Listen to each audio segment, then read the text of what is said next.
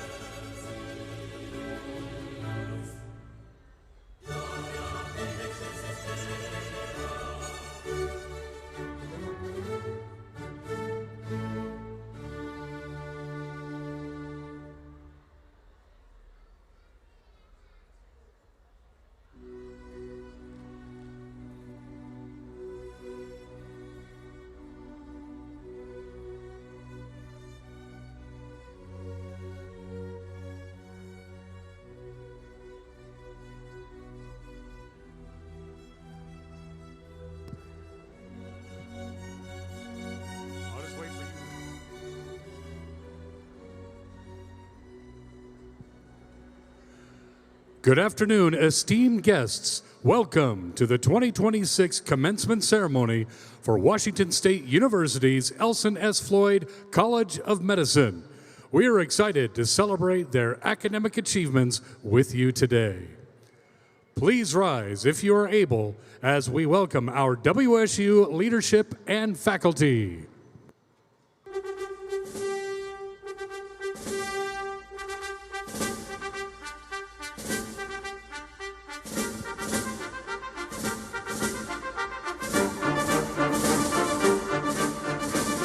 Leading the faculty processional is Washington State University Faculty Senate Chair, Dr. Ken Roberts, followed by Dr. James Recker, Dean of the College of Medicine, Washington State University Regents, and college leadership. They are followed by faculty representing our college undergraduate, graduate, and professional programs.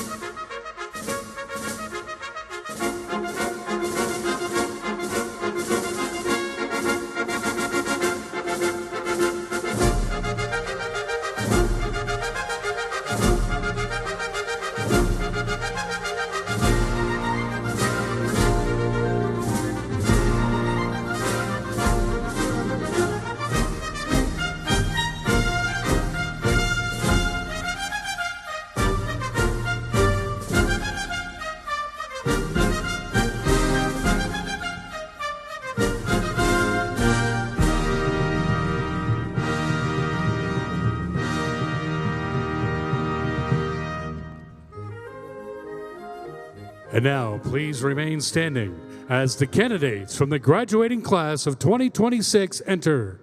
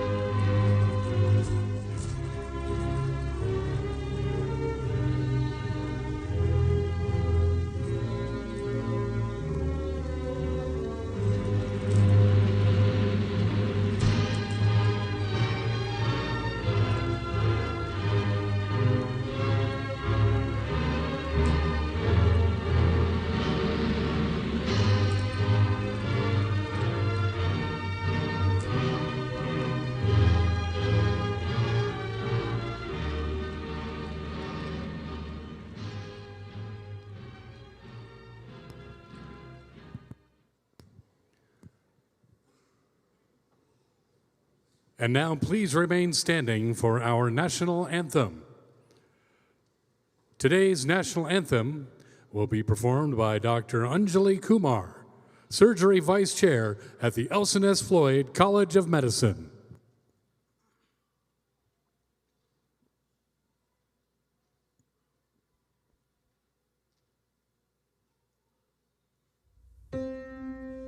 Oh, say, can you see by the dawn's early light what so proudly we hailed at the twilight's last gleaming, whose broad stripes and bright stars through the perilous fight o'er the ramparts we watched were so gallantly streaming, and the rocket's red glare, the bombs bursting in air, gave proof through the night that our flag was still there.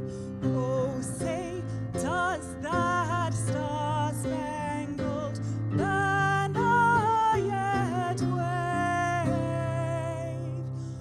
o'er the land of the free and the home of the brave?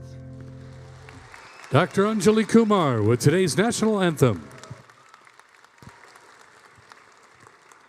Please be seated.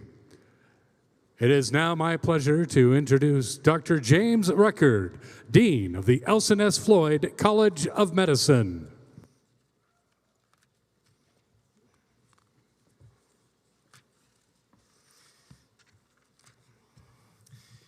Good afternoon, everyone, and welcome to the Washington State University Elson S. Floyd College of Medicine commencement ceremony for the graduating class of 2026.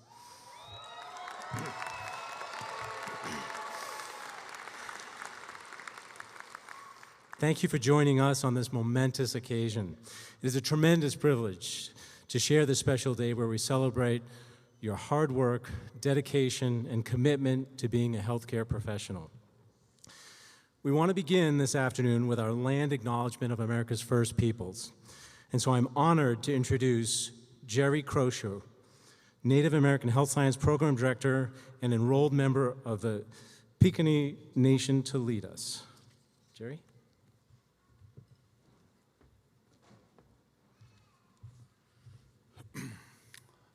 Oki nixakwek sa nintana ku Jerry Croshew ni mukhto to abatok sipikani. Hello, friends and relatives. My name is Jerry Croshew. I'm from the northern Piikani, from Brockett, Alberta, Canada. I serve as the Director for Native American Health Sciences. I have both the honor and privilege to serve as the Director here. And giving the land acknowledgement today, I just wanted to reflect on my rights to give this land acknowledgement. My mother, Elvira Croshew, was an enrolled member of the Spokane tribe, and my father was an enrolled member of the Blackfeet Nation, Piikani Nation. I grew up on the Spokane Indian Reservation. My land acknowledgement here today comes from different experiences, stories, lessons, and visits I've had throughout the course of my life. From being a young boy fishing in the lakes with my dad, from running through the woods, play fighting with my friends, from being on the Riverfront Park Powwow Committee, and from listening to the stories and historical presentations from elders and traditional historians.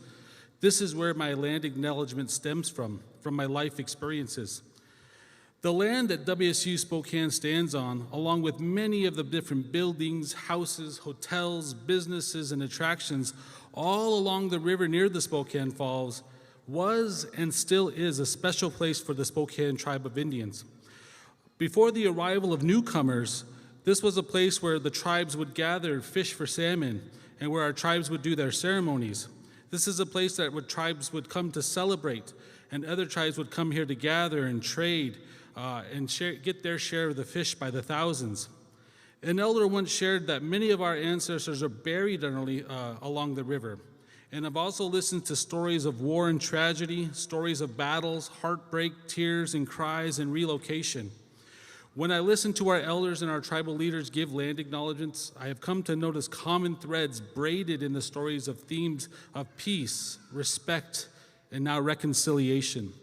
One land acknowledgement I had recently shared that this land near the Spokane Falls and throughout the city remains a gathering place. And throughout the Spokane, our caretakers of this land, they would say, I would like to welcome you all to the historical lands of the Spokane tribe. If you're a guest, you are welcomed, and I hope here your stay is good and pleasant, and I hope you have a safe journey on your way home. This is the land acknowledgement that I give. One special note that I'd like to add is that please remember that what our land means to our people. They say the sky is like our father. He guides us with stars when we're lost, gives us warmth with the sun. And the earth is like our mother. She bandages with our medicines and gives us food when we're hungry. This still remains true today for many, and this is what the land means to our people. So on behalf of my mother, my family, and the members of the Spokane tribe, I'd like to welcome you all to the ancestral lands of the Spokane tribe of Indians. Hi.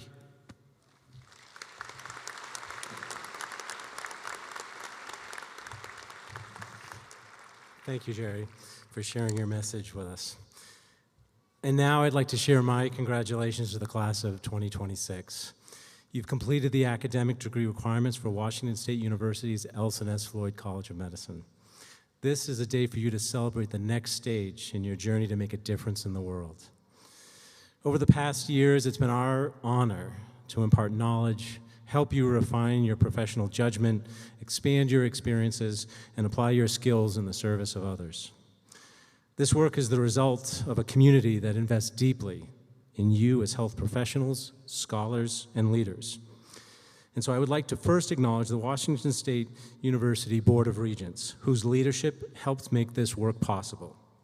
We are honored by the presence of Regent Chair Jeanette Ramos and Regent Marty Dickinson today. Thank you for your stewardship of the university and your commitment to ensuring that the programs like these remain strong and responsive to the needs of our state and communities. I would also like to thank President Cantwell and Provost Riley Tillman, whose support for the college has been invaluable. It is through their support we can gather today as a college to celebrate you, our graduates, in a more intimate College of Medicine ceremony.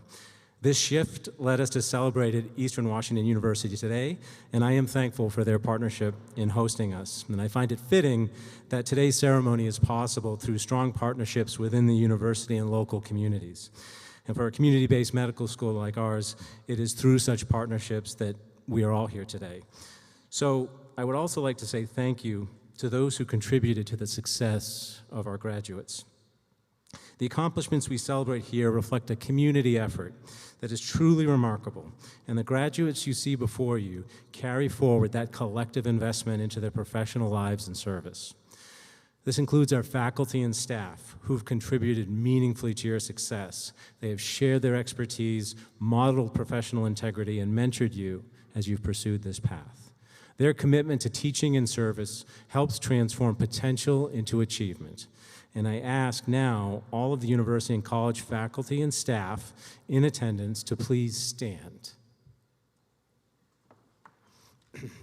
Please give them a very warm round of applause.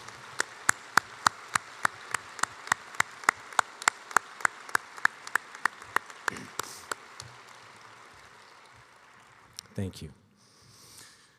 I'd also like to recognize the family members, friends, and other loved ones who are here with you today. Their encouragement, support, and confidence sustain you through years of demanding study and training, through milestones and important decisions. They believe in you, and they will continue to do so as you go on to do even greater things. So now I would ask the family, friends, and loved ones to stand for a well-deserved round of applause.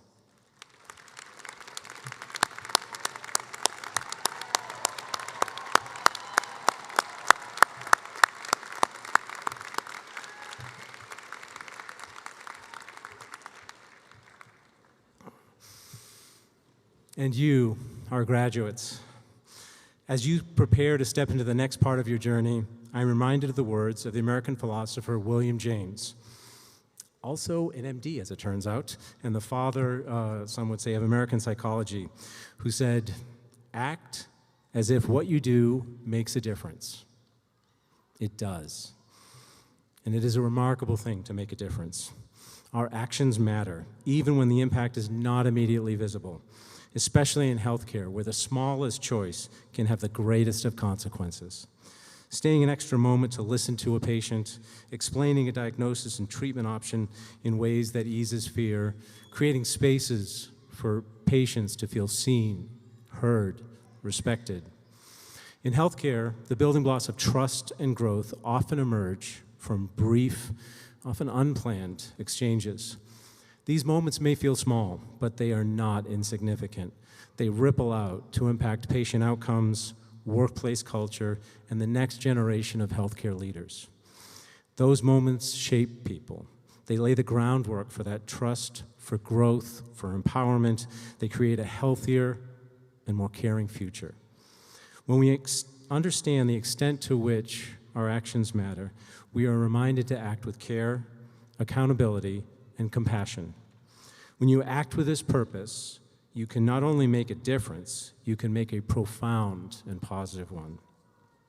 So today, as you prepare to enter your healthcare profession, I ask you to fully value your actions and the power they hold. You will not be simply doctors, speech-language pathologists, dietitians, administrators, clinicians. You will also be advocates, educators, caregivers.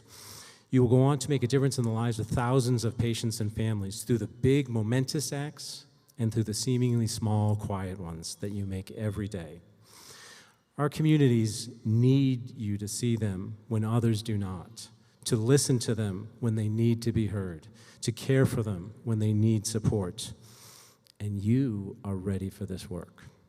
You've already made a difference here at the College of Medicine, and we are better for having you as part of our community. You will always have a home at Washington State University and its College of Medicine.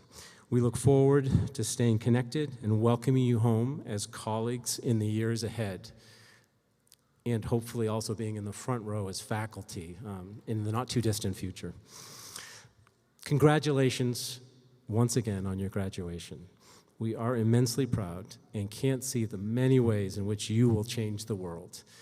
Best wishes, and go Cougs.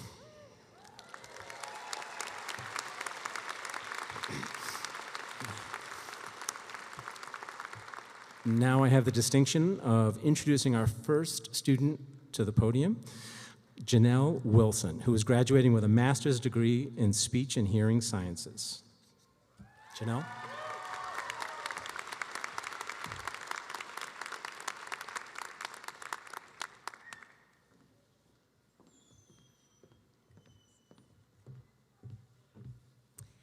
Family, friends, and faculty, thank you for gathering with us to celebrate this achievement.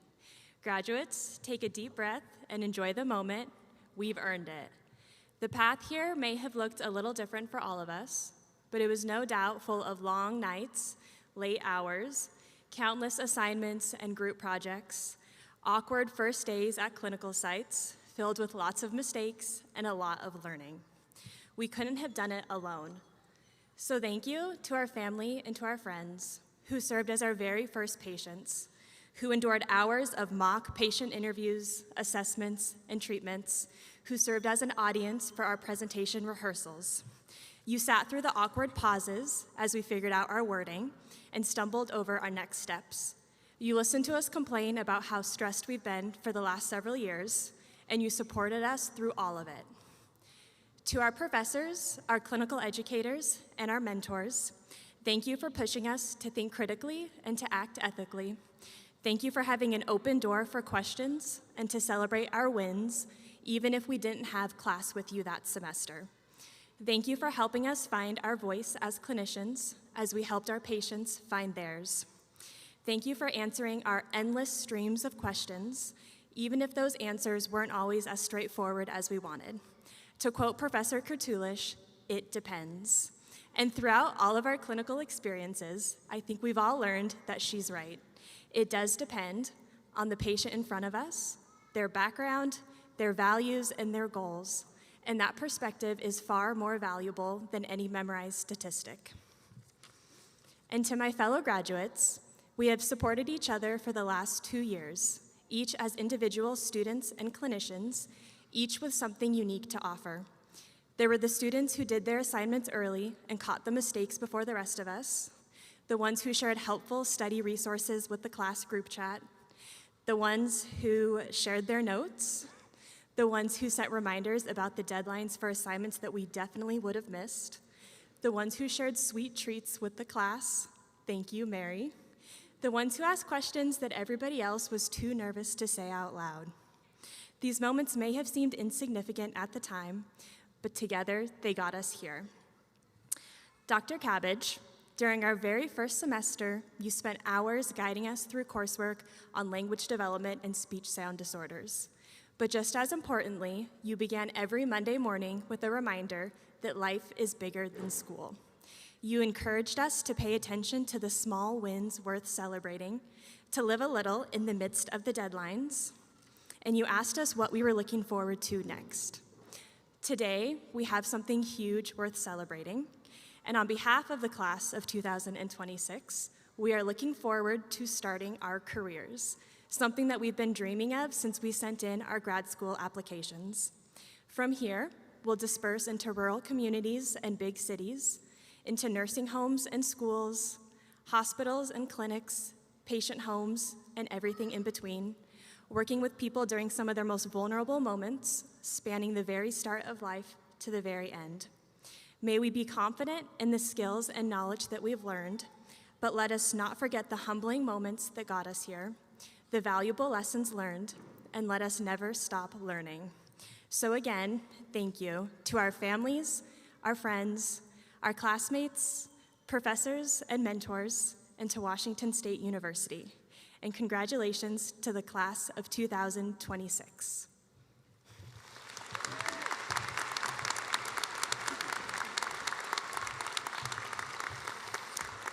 Thank you, Janelle. Our second speaker today is Dustin Butikafor, who is graduating with a Bachelor of Science degree in Nutrition and Exercise Physiology. Dustin?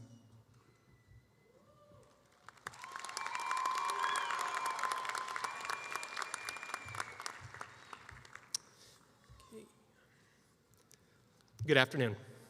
I would first like to begin with a special thanks to everyone here today that supported a graduate, because without your help, none of this could have been possible.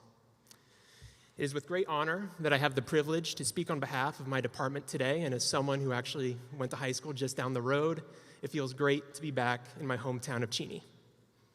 When I first set foot on the Spokane campus, coming from Pullman, it was a drastic change. No more big campus environment, constant interactions with longtime friends, and for those who know, sadly, no more weekend trips to the Coug for a Cougarita. However, my new program and cohort were more than what I could have asked for, as our small, tight-knit group kindled friendships and created a family-like environment that was exactly what we needed. It wasn't Pullman, but it was still WSU, and I am blessed to have met every single one of them. And to top it all off, younger me never would have thought going to college could include a cooking class and lab work on VO2 max tests as part of the same curriculum, so I think he'd think that's pretty awesome. So, our program's hard work can not only be determined by our academics or the ergometer. Our work with members of the community through Clients in Clinic, Special Olympics, the Lilac Services for the Blind, and the Little Birds program, to name a few, was all in the effort to improve the city of Spokane and its residents, and I believe the preponderance of evidence suggests just that. Now today, we celebrate those efforts, and not only those of my department, but of every graduate here today. For many of us, this is not where our academic journey ends, and we might see it as the end of the beginning. For others, today will be the end of your formal education and the beginning of careers in which you have struggled to achieve for so long. Whichever group you find yourself in, your past experiences lie in that rearview mirror, and more road lies ahead. On that road, you will have moments of uncertainty, self-doubt, most likely a decent amount of student debt, but more accomplishments as well. No matter what lies ahead, move down that road with confidence in your abilities because you've done the work, you've earned this, and you belong. As we're gathered here today, we all have a passion. We know why we are here. We want to help those in need. So hold on to that passion. Share your knowledge and gifts and strive to improve the health of our communities. To my loved ones, whether they're here today or on the live stream, thank you for your endless guidance and support. To my NEP family, I love you guys. It was sublime, and we did it. And finally, to every graduate here today, I wish you all the best of luck in your future endeavors and hope you each live the lives you've always wanted. Thank you, and as always, go Cougs.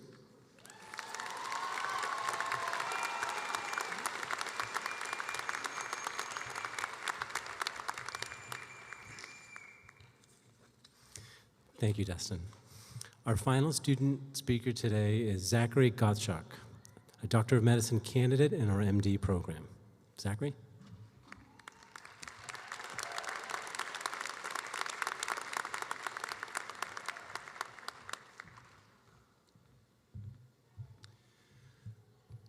Class of 2026, congratulations. We're not just honoring the completion of 4 years of medical school, though that's plenty worthy of honor by itself. No, we all know that it took far more than 4 years of work to make it here to this stage today. Some of our medical school dreams started as children, some in high school, some during college, and others, like myself, later still. Though our individual paths differed, we have far more than our 4 years of hard work in common. Before medical school, there were 4 years of college, countless hours working or volunteering in hospitals, and one standardized test after another. Through it all, there was no guarantee that we would find ourselves here today. Well, here we are. To the friends and family and friends in the audience, thank you. None of us would be here today without you. Over the past 4 years and for a lifetime before that, your presence, love, and support have been crucial to our success. When the going got tough, and it did, often, behind each one of us was a village willing to lend an ear or a hand or a ride or a meal over and over and over again. And to the faculty here today, thank you too. Your clinical teaching and lectures were important, yes, but it was the mentorship and guidance that you provided that were irreplaceable as we transformed from scared, pluripotent first years into fully differentiated physicians. I would like to talk to you briefly about opportunity. Briefly. It's a topic that's near and dear to me personally. Except for my poor family here today, almost none of you know that I failed high school biology. They probably didn't know that when they asked me to speak today. Worse still, there was a time in 10th grade when I was failing all 6 of my high school classes at once. I might have failed out entirely had it not been for one teacher who pulled me aside and tried to knock some sense into me and told me that the thing I was wasting the most was opportunity. There are so many things you can do and be in this world, he said. Life is an opportunity to find out what you like about the world and make more of it. To find out what breaks your heart and change it. And to discover what fills your cup and fill it. So make the most of that opportunity. That was 15 years ago, and I've thought about that conversation often. We've all worked to make the most of our opportunity, and we have today to show for that. But we find ourselves now with greater opportunity still. Some of us will advance our collective body of knowledge through research. Some might serve our patients and our community through advocacy, try to change things that need to be changed. Some will just focus on doing right by their patients in a healthcare system that doesn't always seem designed to do right by patients. Regardless of how we do it, I know one thing. I know that all of us will be the best clinicians, physicians that we can be for ourselves, for our communities, for our colleagues, and most importantly, for our patients. And what an opportunity that is. Thank you.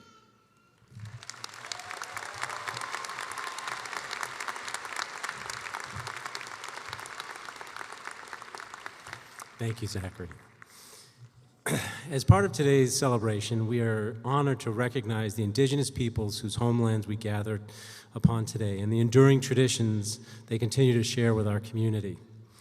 So I welcome Jerry Croshu to lead us through a blanketing ceremony.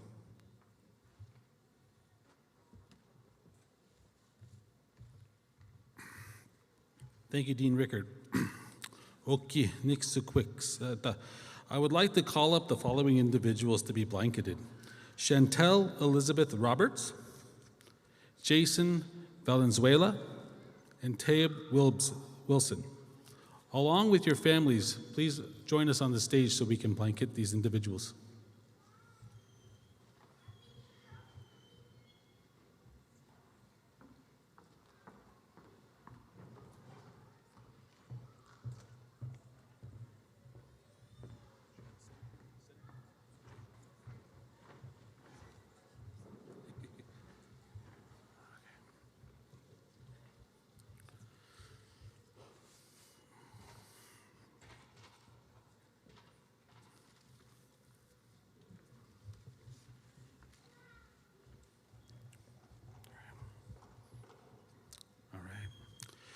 My work with the tribes go back many years. I've had both the honor and privilege of traveling to many tribes across the lower 48 and Alaska.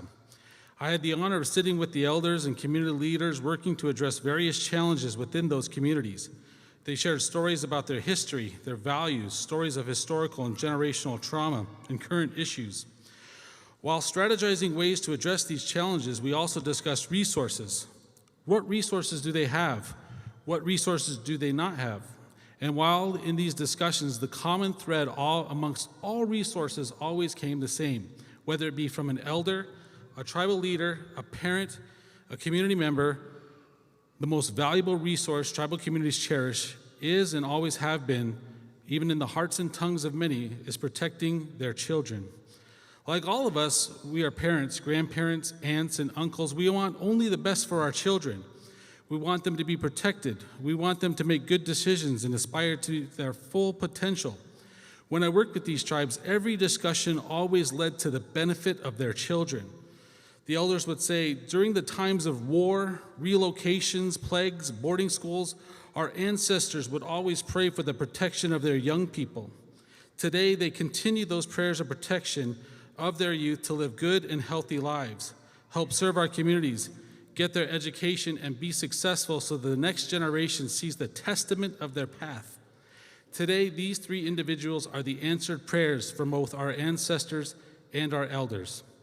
Today, we wrap them in blankets with their families. The blanket symbolizes warmth, love, and support. The blanket is more than just a piece of cloth. For many tribes, it means much, much more. During the harsh winter months, the blanket gives us warmth. During our sleep, the blanket gives us comfort. When we tuck our children in at night, it gives them a sense of safety and security. And for these three individuals, it serves these same functions as they continue their journey. During your times of hardship and loneliness, this blanket serves as a reminder for those who love and care about you and think of you often. Today, as your family wraps you in this blanket, and as they put all their warm thoughts and prayers into this blanket, use this blanket as a reminder when it seems that times are tough and unrelenting to bring you back to a place of peace and comfort.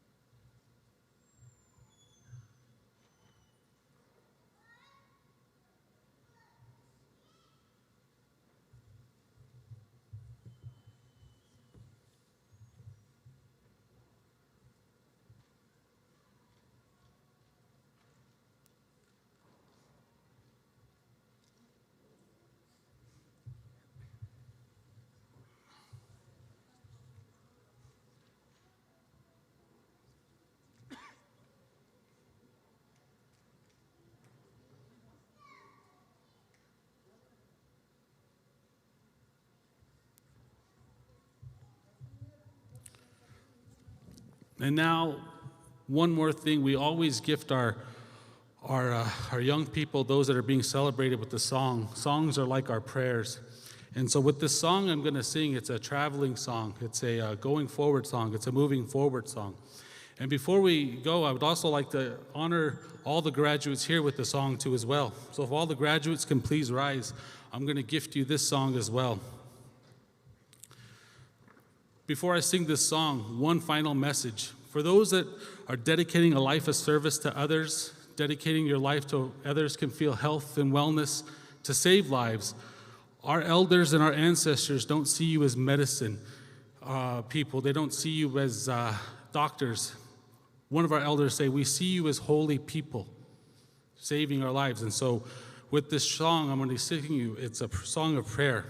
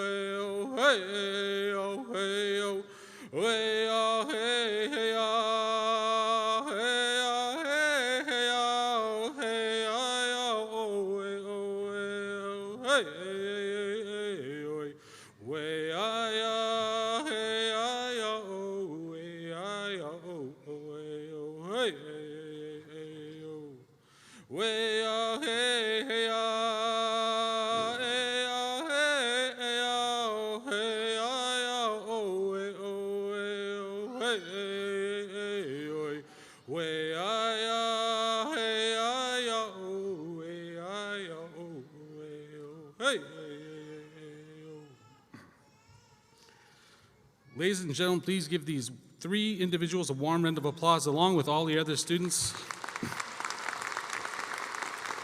May you guys all be blessed in your journeys to come. Thank you.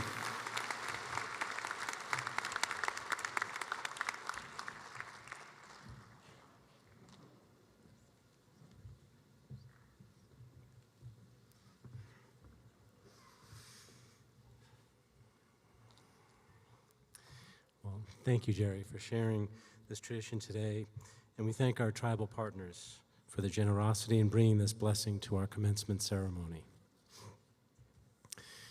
We also have the pleasure today of commemorating a very special kind of service, as several of our College of Medicine graduates have committed to service in our United States Armed Forces. And now I welcome Dr. Janet Walker, a retired colonel with the U.S. Air Force, to speak to our military graduates.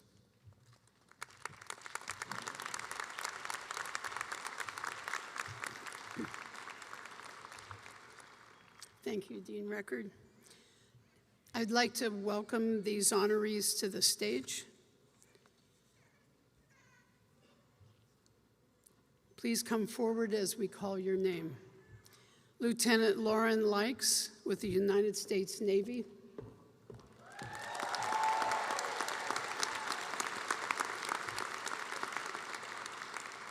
And Second Lieutenant Rhett Montana Clark Ulrich with the United States Army.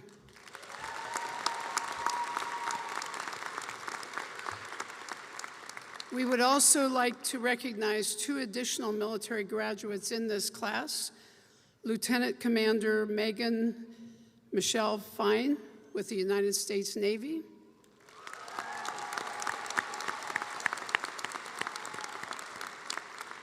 And Lieutenant Bradley Randall Martin with the United States Navy.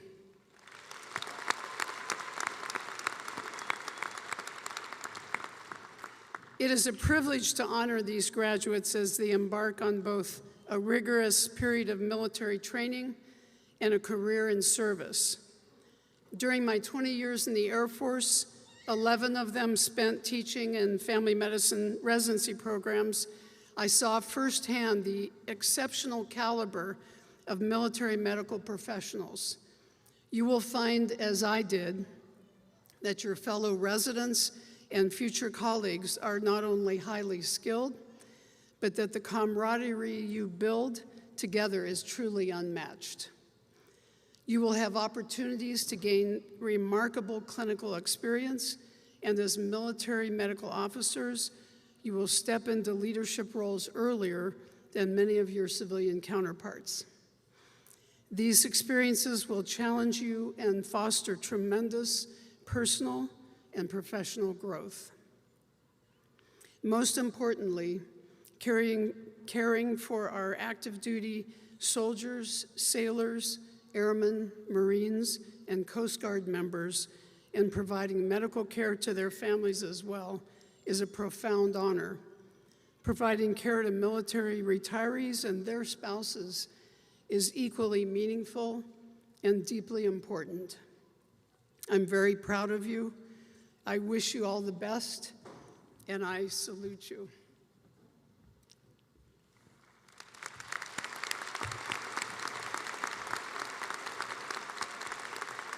As they leave this place today, these graduates will fulfill their dual responsibility as military officers and physicians. They will have the opportunity to serve their country in countless ways as they care for those who risk their lives to preserve our freedom. We thank you for your service and your sacrifice. I would like to take a moment to recognize those who have served or currently serve in the uniformed services. Please stand as able when called and remain standing. Audience, please hold your applause until the end as we pay tribute to those who epitomize the goal of service. First, beyond the students already on stage, I would like to acknowledge any other students who are veterans. Will you all please stand as able?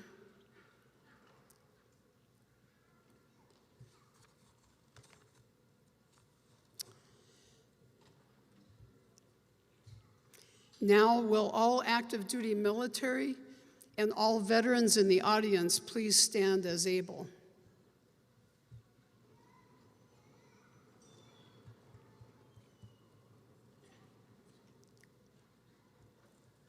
And finally, I ask that everyone in our audience who supports these courageous men and women please stand as able in solidarity and gratitude.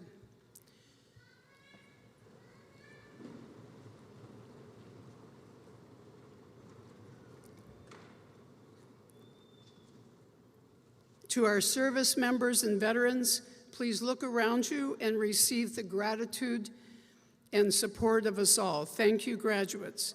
You may return to your seats.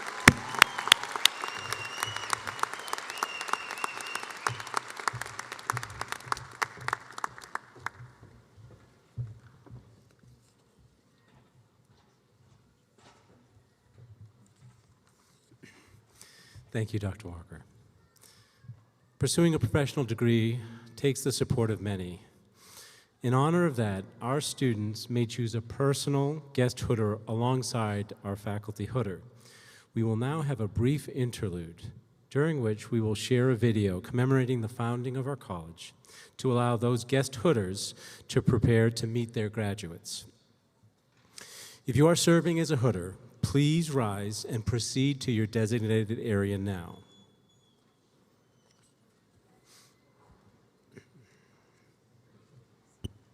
The Elson S. Floyd College of Medicine emerged from a profound community need. Washington and the rest of the nation faced growing disparities in healthcare, with many in rural and underserved communities lacking access to essential services. Washington needed a change. It took one man with a vision to inspire a state, shake up 100 years of history, and transform the face of healthcare throughout Washington and beyond.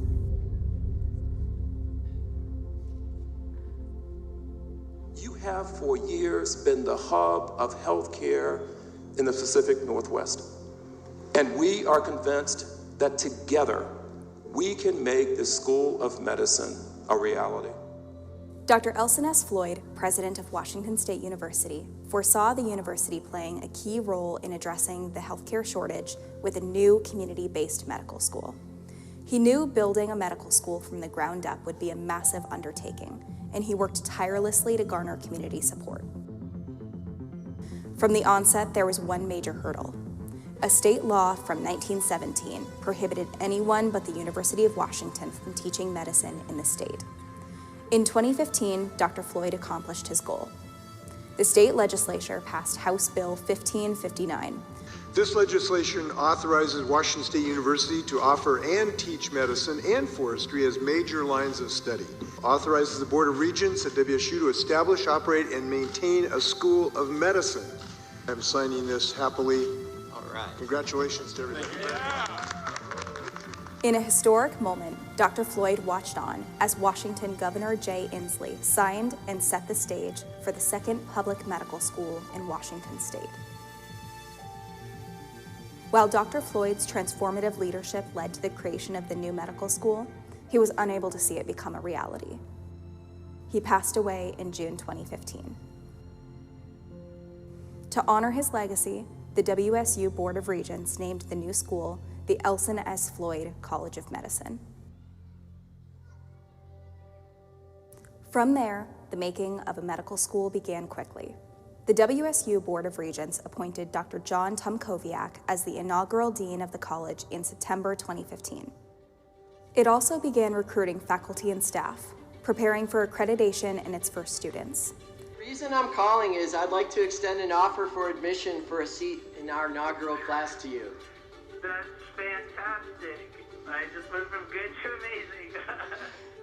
From the outset, the college embraced a holistic admissions process, seeking students who are more well-rounded and attuned to rural, underserved, and other healthcare disparities.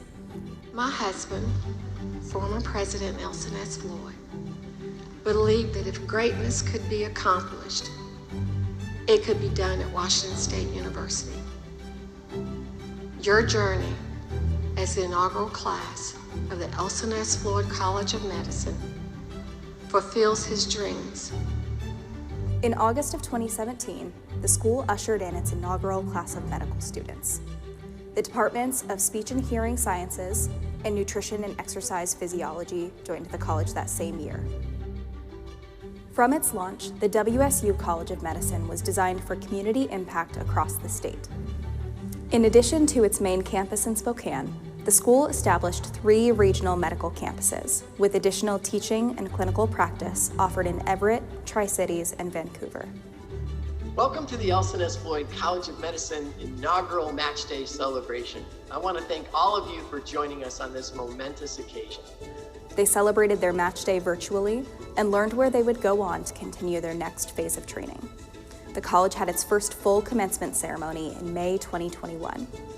This milestone was quickly followed by another, and the college achieved full accreditation the next month. Training and educating new healthcare leaders is only part of the college's efforts to impact community health. Engaging in life-changing research to build knowledge for a healthier world is core to the school's mission. The college also started paving the way for more newly graduated doctors to stay in Washington. To meet that need and improve healthcare access, the college launched its own set of residency programs, with the internal medicine residency program in Everett, a family medicine residency program in Pullman, and a pediatric residency program in Spokane, the first of its kind east of the Cascades. Aside from residencies, the college continued to expand its patient care services in many different ways. The school launched on-site student health services at WSU Spokane. As the college celebrates a decade of homegrown healthcare, we honor the past while looking toward the future. We honor the steadfast commitment of community leaders, legislators, donors, and supporters who believe in a healthier, more equitable Washington. I'm Casey Jackson, and I am proud to be a part of the Elson S. Floyd College of Medicine. I am a fourth-year medical student and a first-generation college graduate. My plan is to specialize in internal medicine, and I hope to return to the communities where I grew up in to help people struggling with chronic diseases and do community outreach. We are transforming Washington's healthcare with more homegrown doctors, more innovative medical research, and more partnerships, reaching communities across the state. And we are just getting started.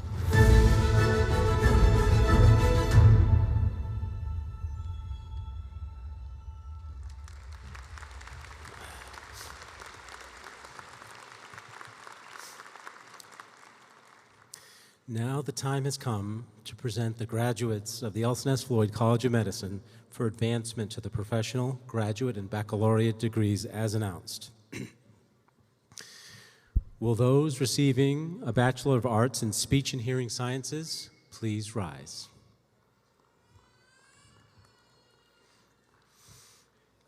Will those receiving a Master's of Science in Speech and Hearing Sciences, Master of Science in Speech and Hearing Sciences please rise?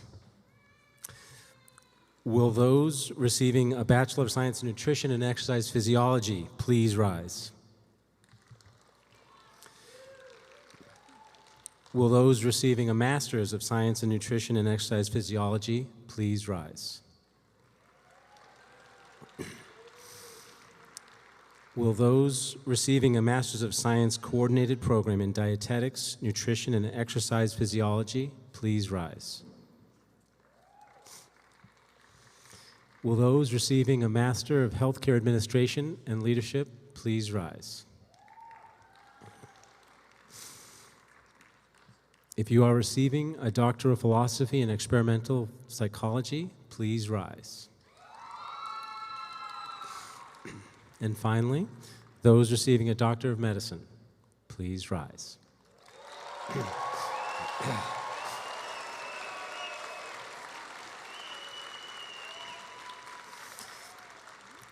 All right, graduates, you can be seated until you're prompted to take the stage.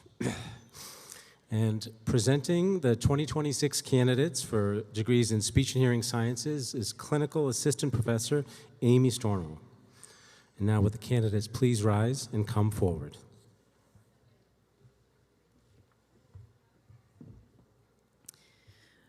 We begin with the candidates for the Bachelor of Arts in Speech and Hearing Sciences.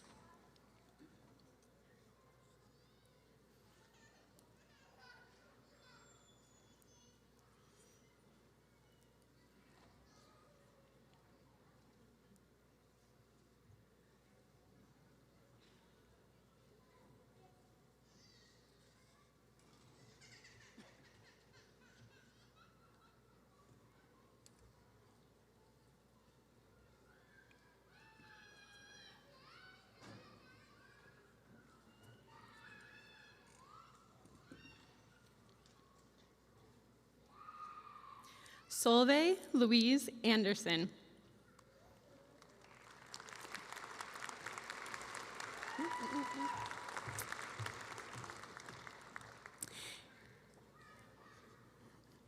Carson Braddock.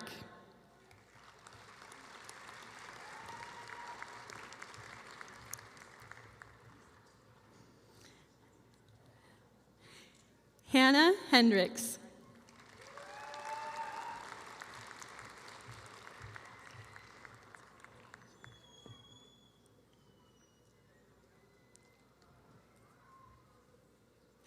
Athena Kwa.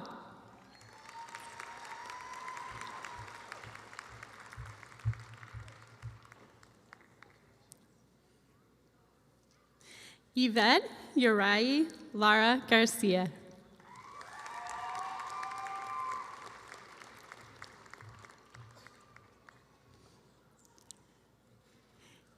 Haley Langenfelder.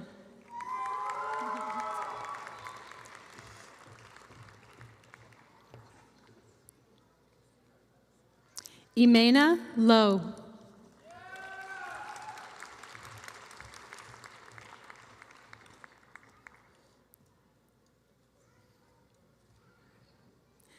Luisa Lucas Soto.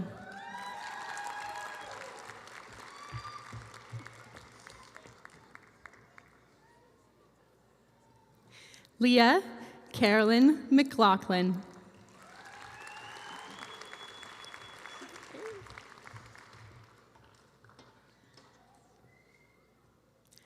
Consuelo Munguia.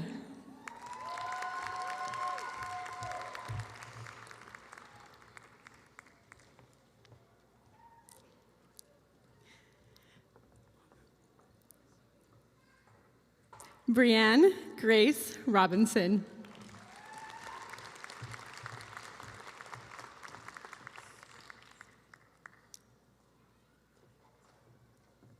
Margarita Santos Garcia.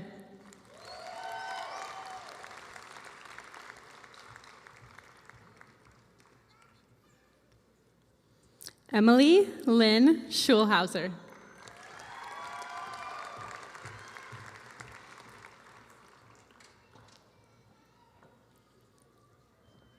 Holly Rose Lim Walsh.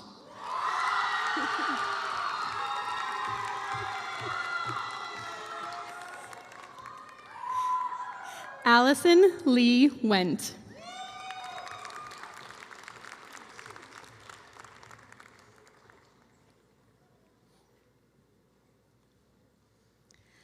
Now we continue with the candidates for the Master of Science in Speech and Hearing Sciences.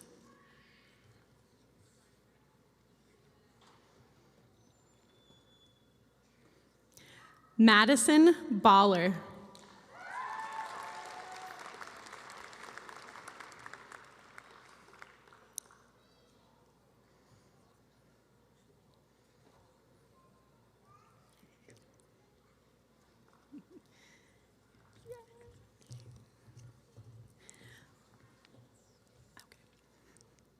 Bethany Jean Barres.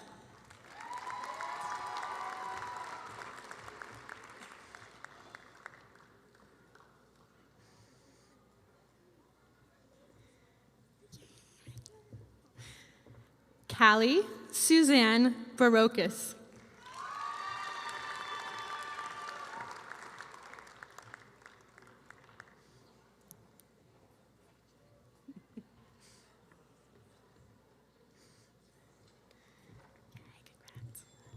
Benjamin Lee Borden.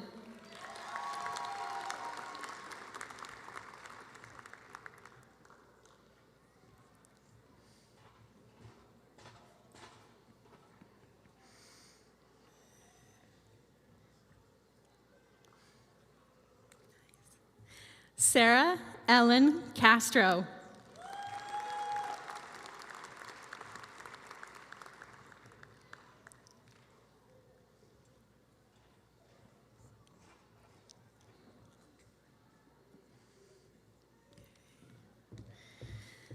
Mary Ava Allison Craggs.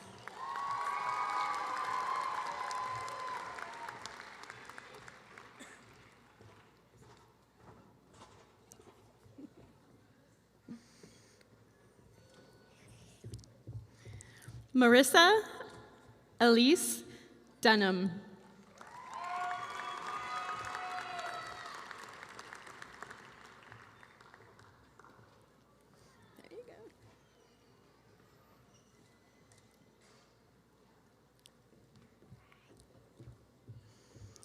Juliana Flood.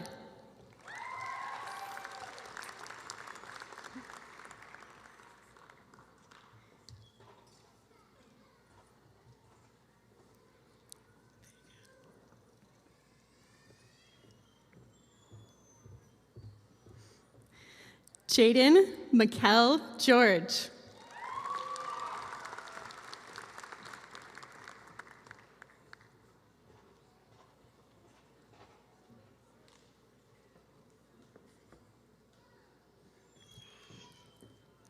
Megan Marie Hayek.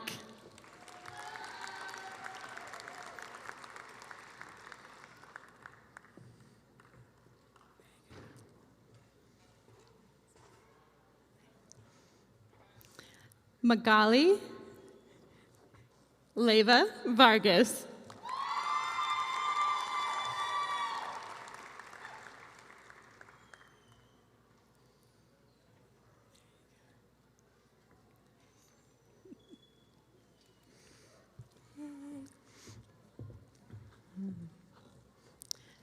Liam Ray Mullen.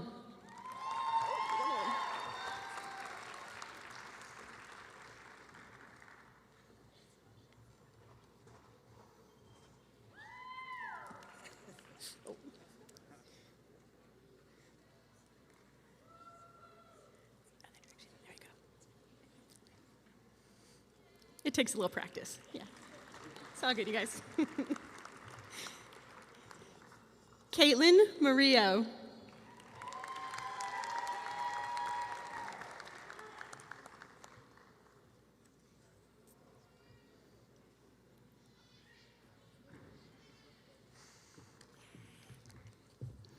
Kayla Ponce.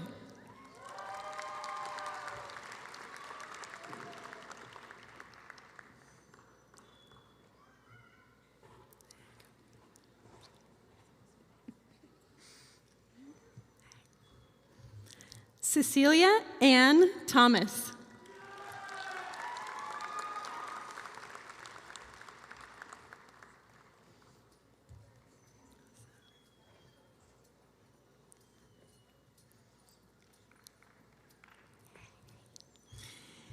Hannah Ray Chalee.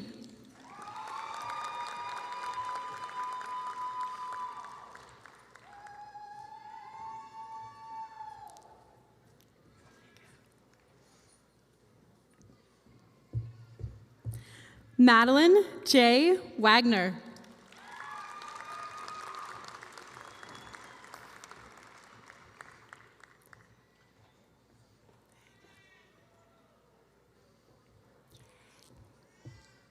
Paige Wagner.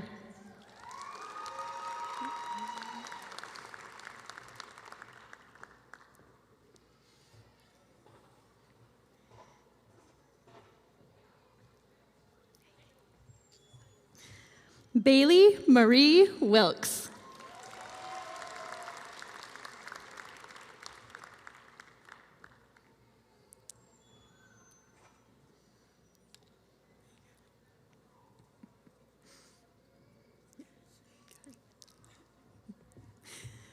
Janelle Wilson.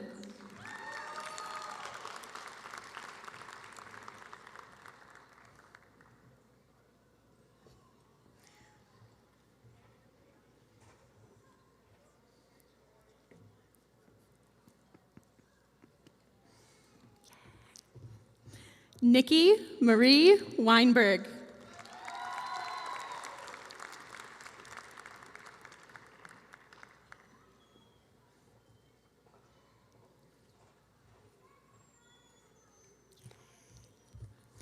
Alyssa Wolf.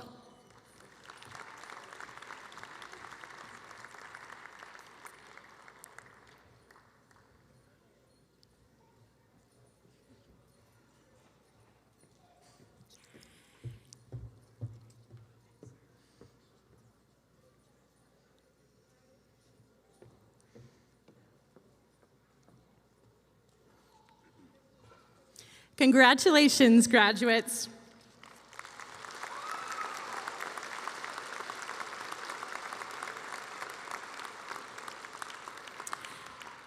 Presenting the 2026 candidates for the degrees in Nutrition and Exercise Physiology is Department Chair and Professor Dr. Glenn Duncan.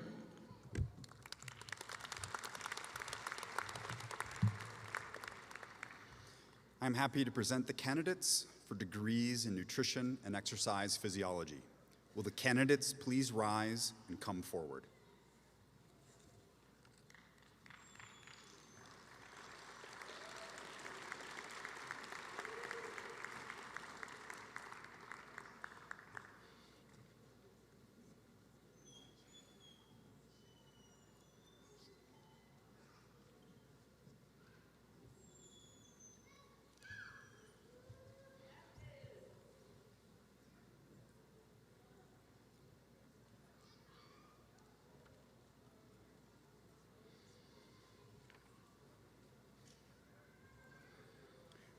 We begin with the candidates for the Bachelor of Science in Nutrition and Exercise Physiology. Hannah Ayers.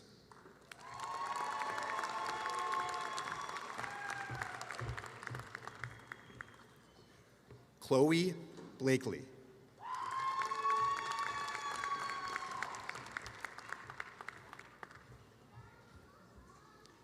Dustin Budikofer.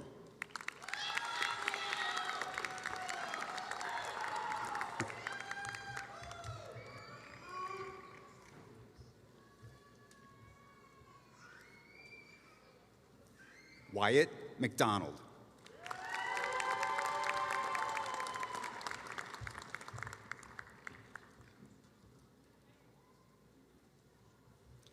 Kayla Phipps.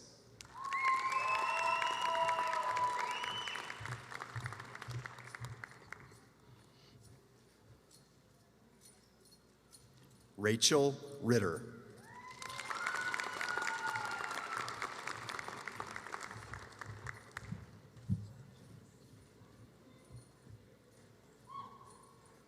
Abby Rivas.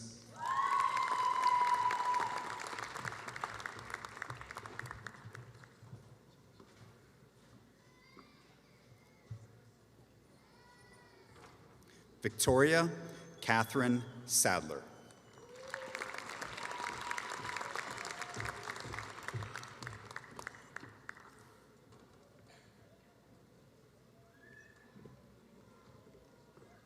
Tayeb Wilson.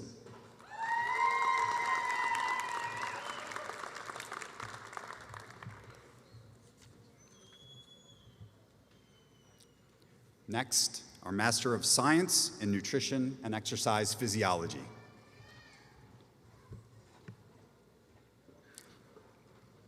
Asara Kadawada.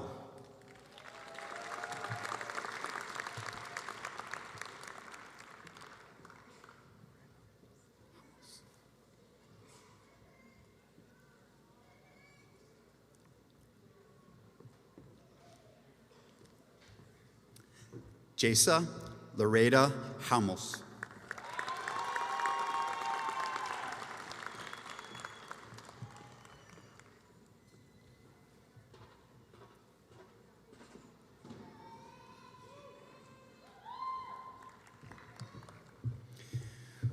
We continue with the candidates for the Master of Science Coordinated Program in Dietetics, Nutrition, and Exercise Physiology. Michaela Leilana Allison.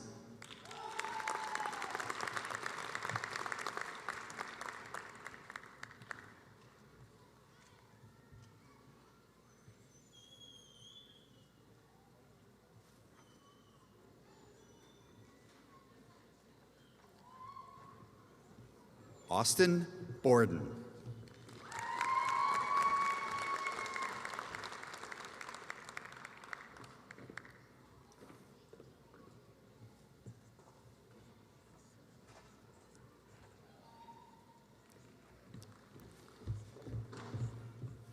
Stephen Fraley.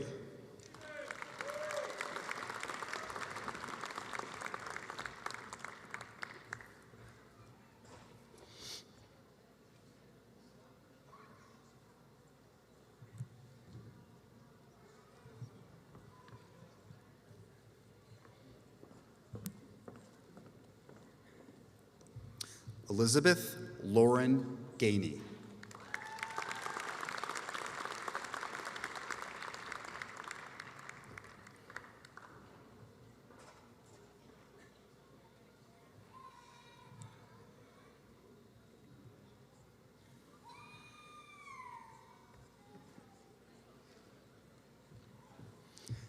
Ashley Nicole Inglis.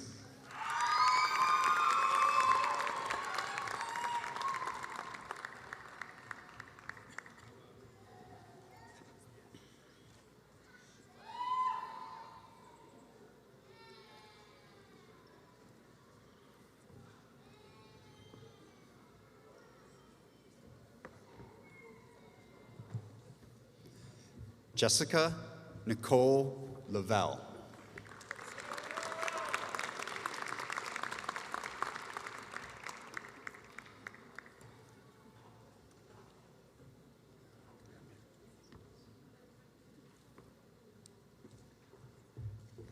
Madison Rose Ramirez.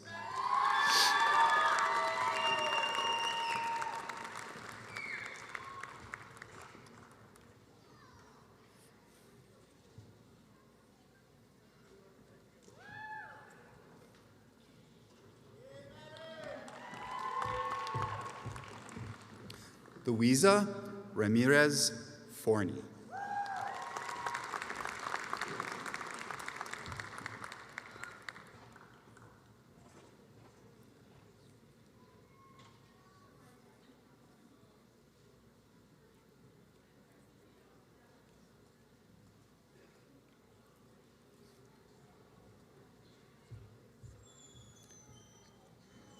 Abigail Soroki.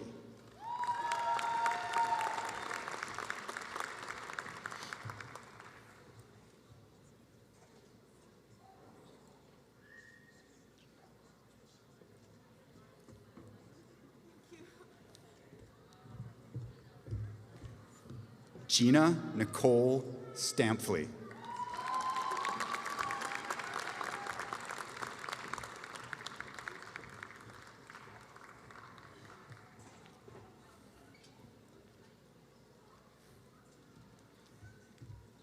Nadia Jung.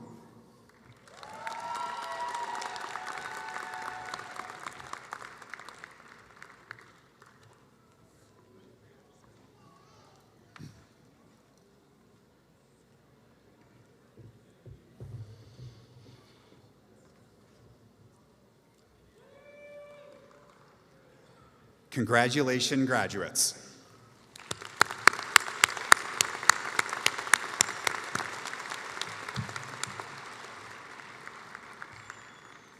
And now presenting the 2026 Master in Healthcare Administration and Leadership graduating class, Associate Dean of Leadership Development, Dr. Luisita Francis.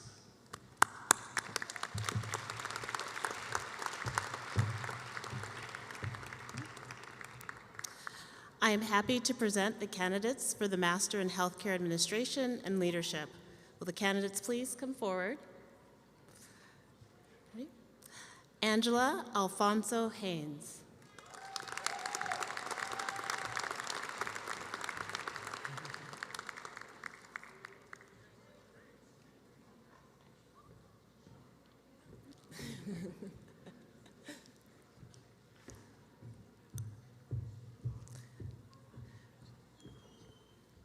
Tracy Marie Page.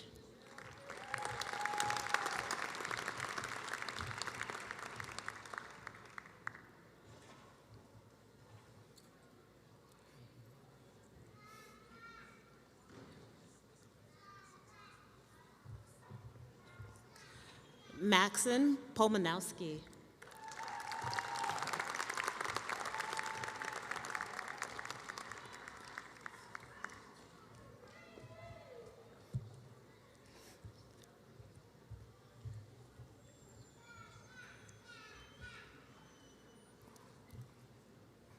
I also have the pleasure of announcing the candidate for the Doctor of Philosophy in Experimental Psychology, Kiersey Lundholm.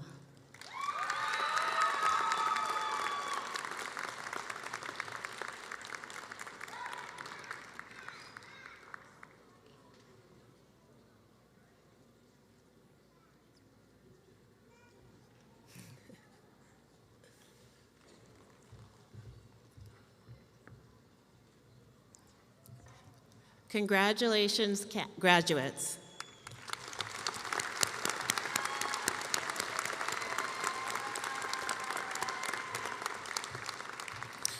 And now, presenting the 2026 Doctor of Medicine graduating class, I welcome Vice Dean for Admissions, Student Affairs, and Alumni Engagement, Dr. Leela Harrison, to the podium.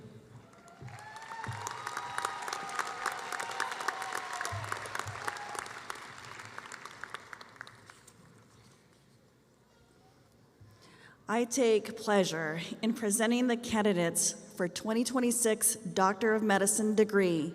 Will the candidates please rise and come forward?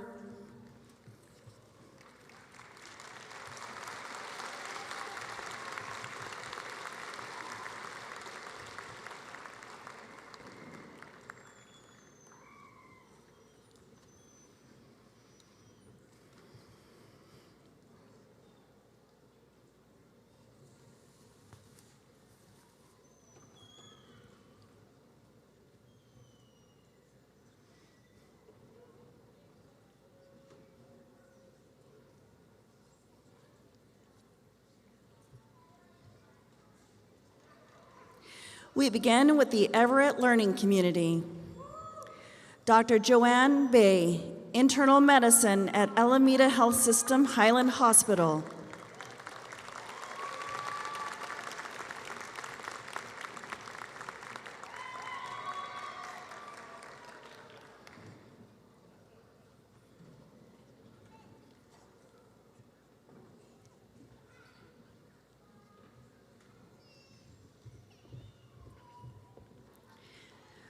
Dr. Courtney Renee Batts, General Surgery at SIU School of Medicine.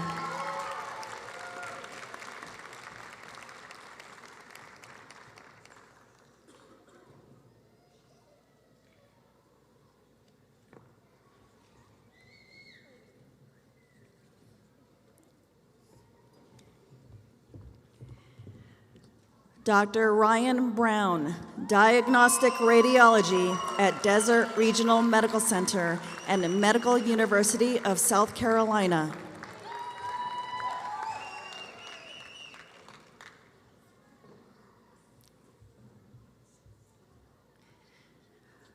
Dr. Abigail Cohn, Psychiatry at University of Washington.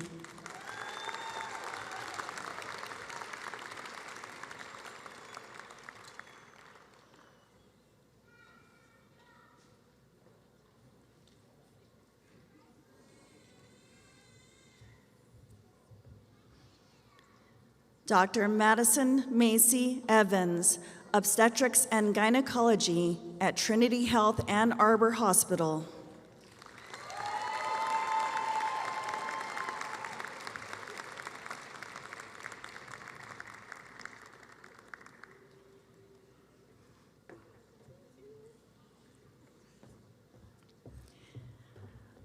Dr. Tyler O'Brien Flannery, Emergency Medicine at Medical College of Wisconsin.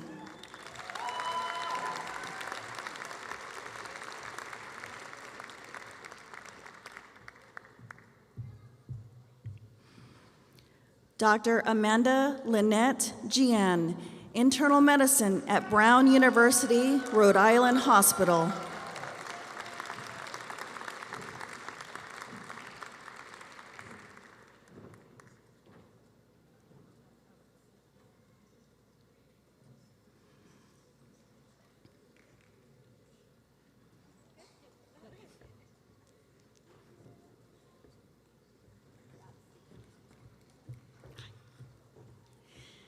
Dr. Zachary Gottschalk, Internal Medicine at University of Washington.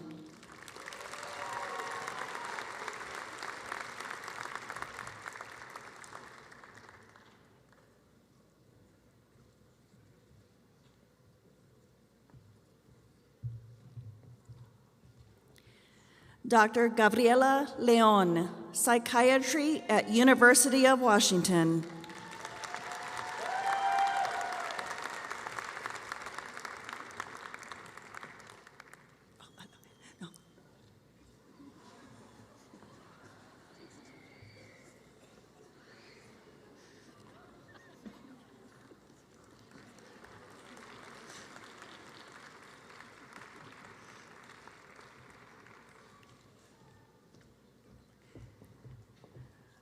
Dr. Kaylee Morgan Paulsgrove, Obstetrics and Gynecology at Swedish Medical Center.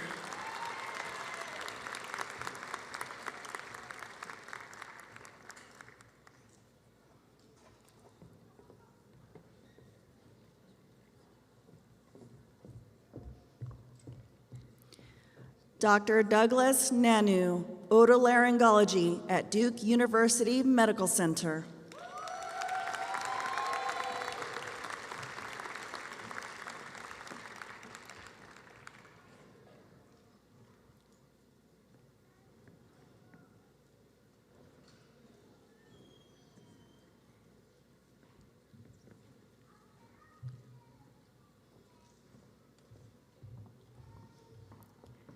Dr. Alex Rackey, Internal Medicine at Oregon Health and Science University.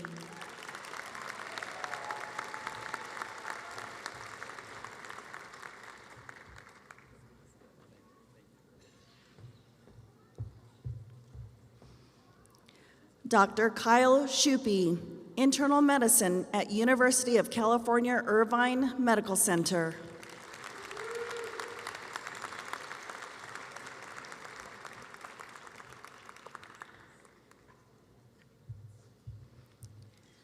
Dr. Solveig Byron, Emergency Medicine at Hennepin County Medical Center.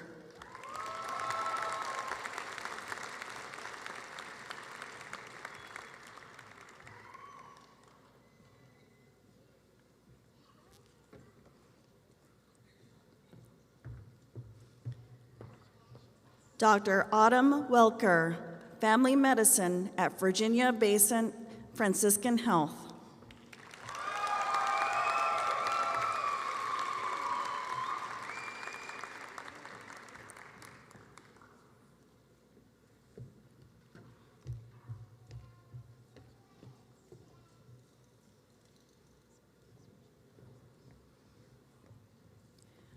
Now presenting the Spokane Learning Community.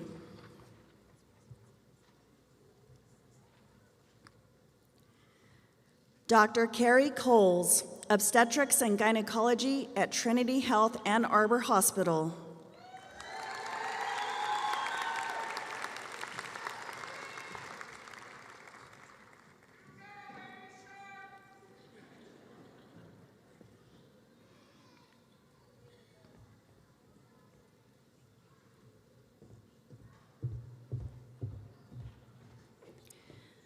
Dr. Charlotte Horn-Correll, Anesthesiology at Spokane Teaching Health Center and University of Utah Health.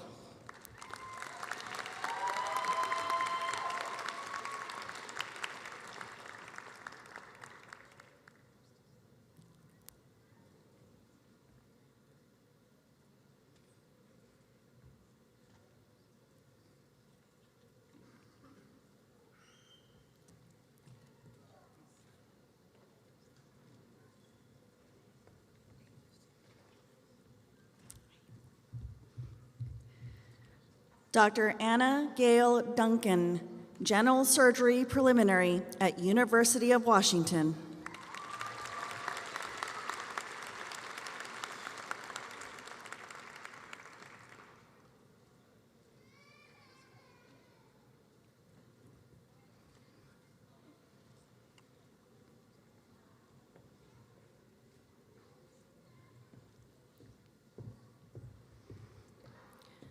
Dr. Scott Erickson, Physical Medicine and Rehabilitation at University of Utah Health.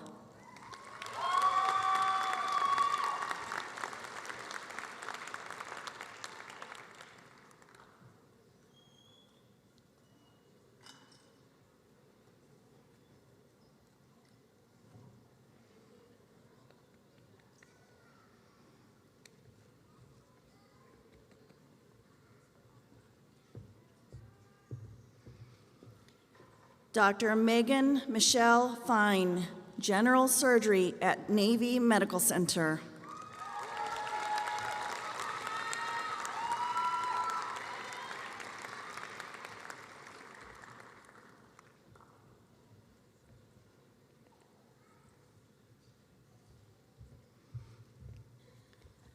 Dr. David Frolov, Internal Medicine at Lexington Medical Center.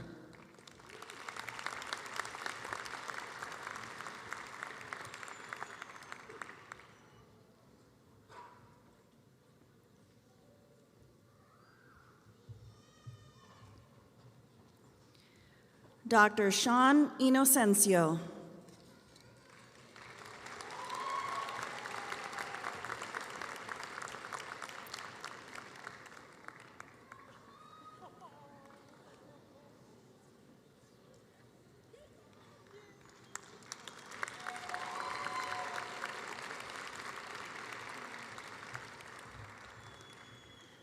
Dr. Roderick Kian Kelly, Pathology at University of Arizona College of Medicine, Tucson.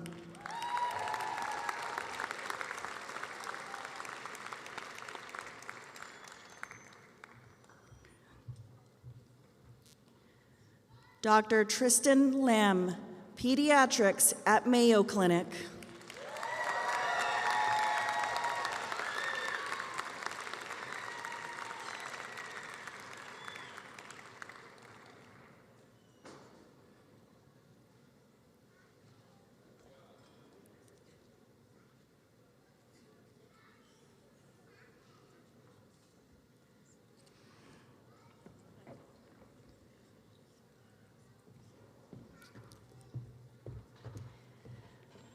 Dr. Lauren Likes, Pediatrics at Children's Health Naval Medical Center.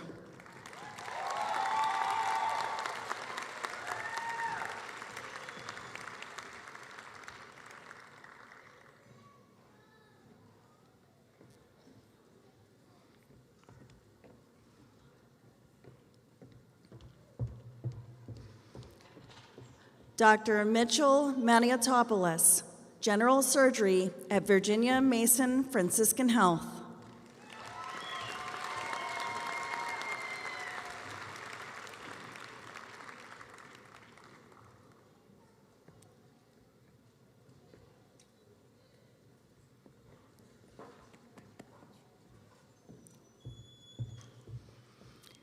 Dr. Lillian Mireles, Internal Medicine at University of Washington.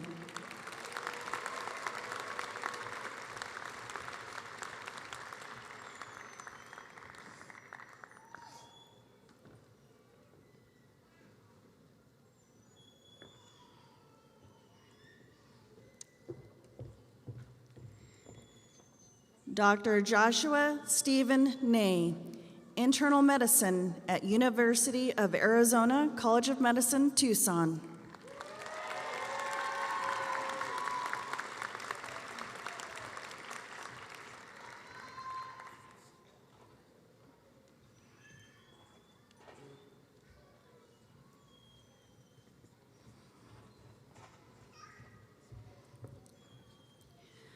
Dr. Rhett Montana Clark Ulrich, Internal Medicine at Madigan Army Medical Center.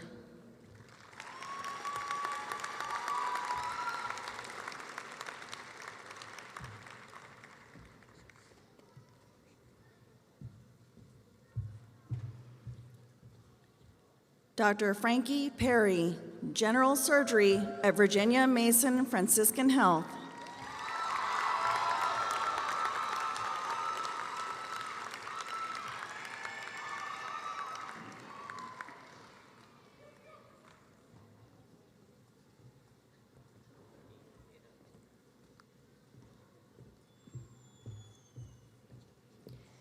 Dr. Stephanie Alejandra Ray, Family Medicine at St. Joseph Hospital.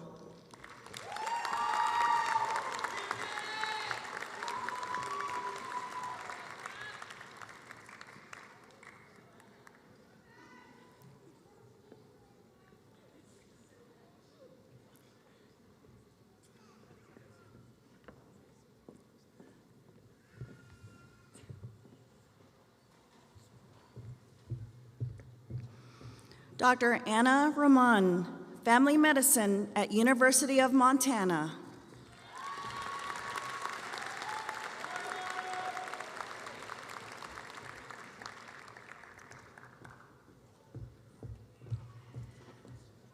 Dr. Catherine Slack, General Surgery at Virginia Mason Franciscan Health.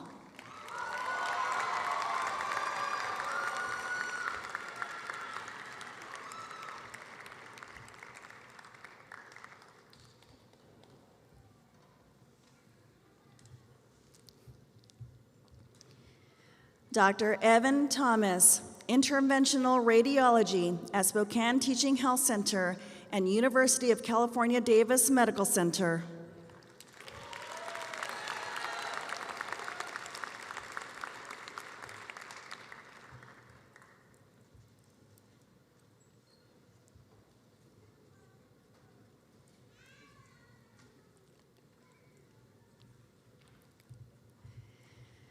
Dr. Vivian Wei, General Surgery at University of California, San Francisco, Fresno.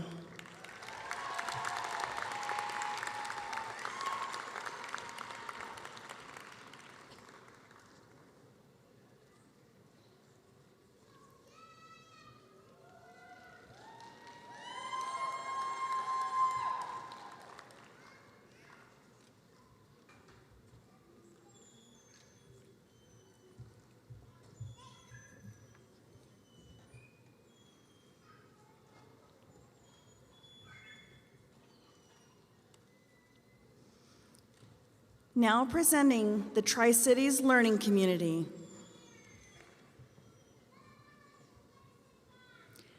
Dr. Jessica Marie Manuel Domingo, Obstetrics and Gynecology at St. Joseph Hospital, SC Health.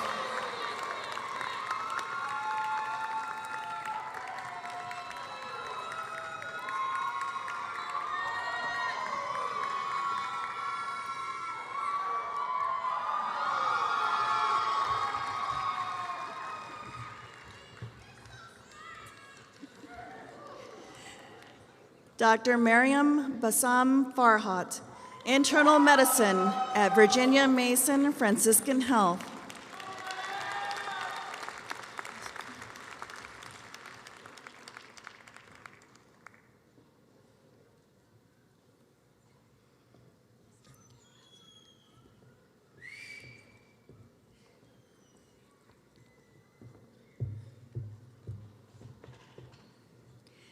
Dr. Solomie Gevres Zavid, Internal Medicine at Virginia Mason Franciscan Health.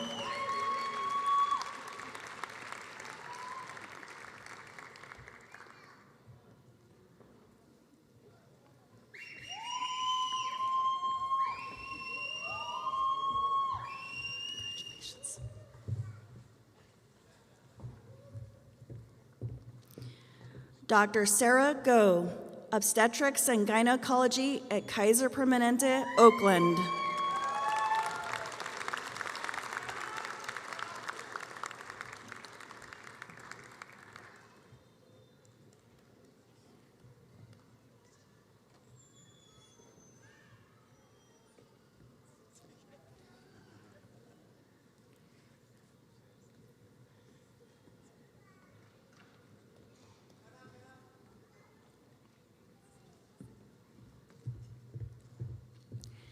Dr. Mitchell Kennedy, Interventional Radiology at University of Washington and Duke University Medical Center.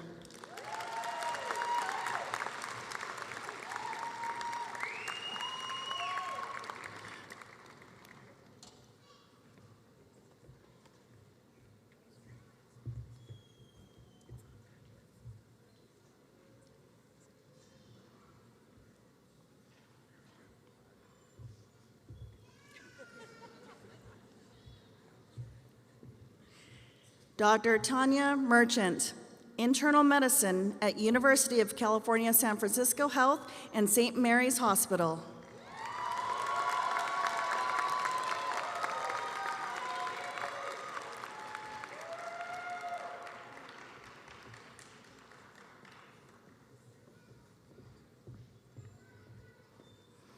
Dr. Nathan Monk, Emergency Medicine at Trinity Health System.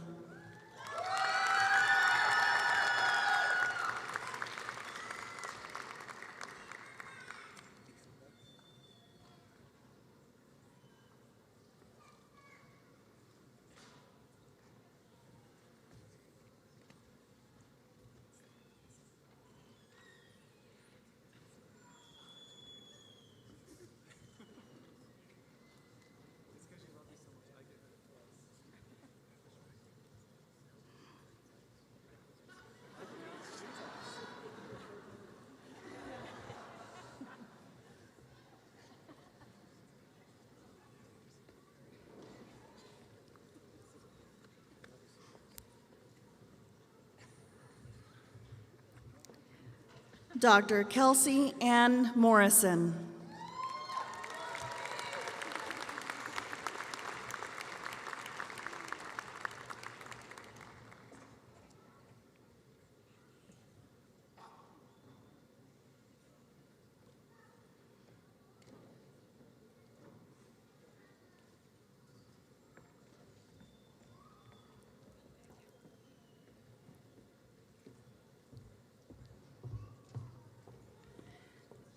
Dr. Alicia Lei Nguyen, General Surgery at Bassett Medical Center.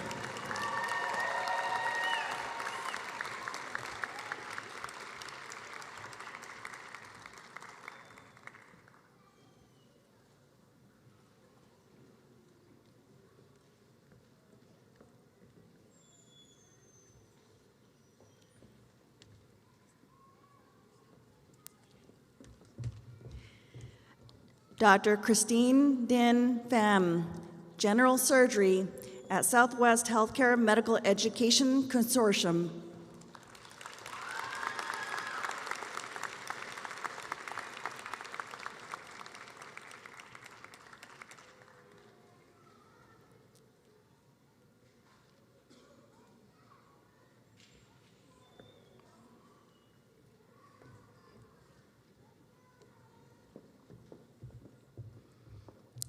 Dr. Michael Kwan, anesthesiology at University of Washington.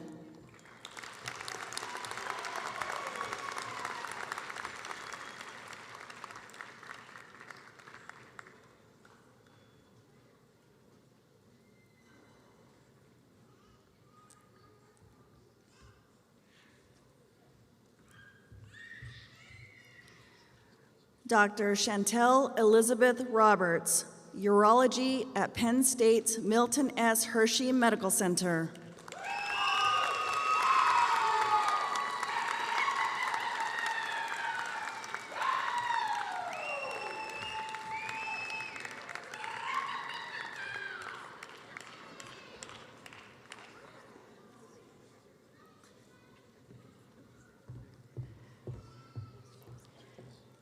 Dr. Charles Rutherford, pediatrics at University of Arizona College of Medicine, Tucson.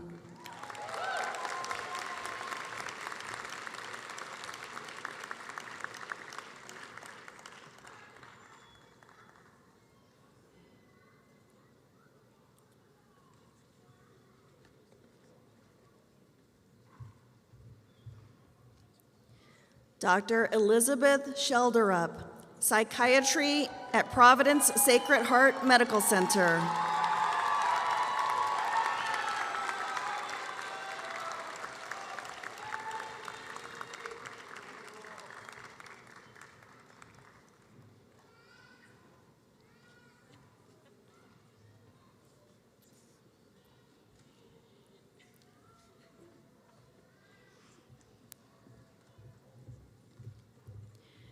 Dr. Michael Strasser, physical medicine and rehabilitation at Spokane Teaching Health Center and University of Washington.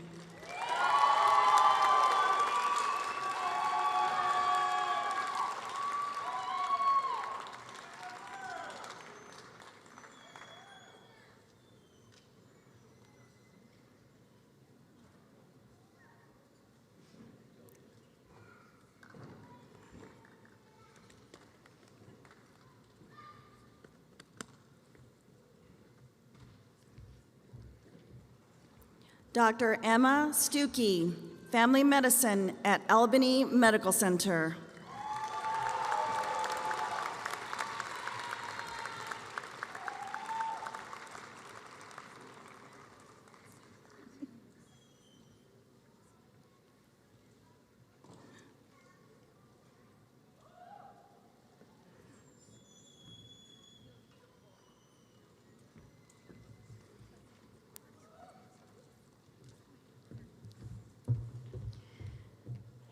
Dr. Jason Valenzuela, family medicine at Swedish Medical Center.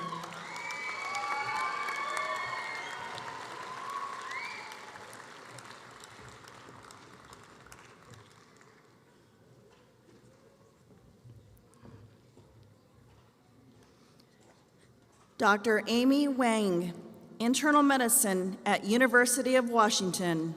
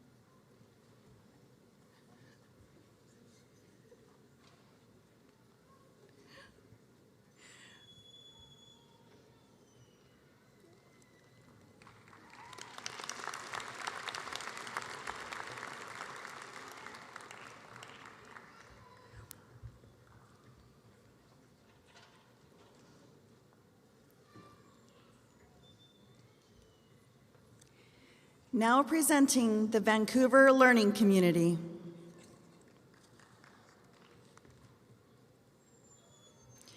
Dr. Razan Salman Ali, interventional radiology at Zucker School of Medicine, Northwell, Lenox Hill Hospital and BI Deaconess Medical Center.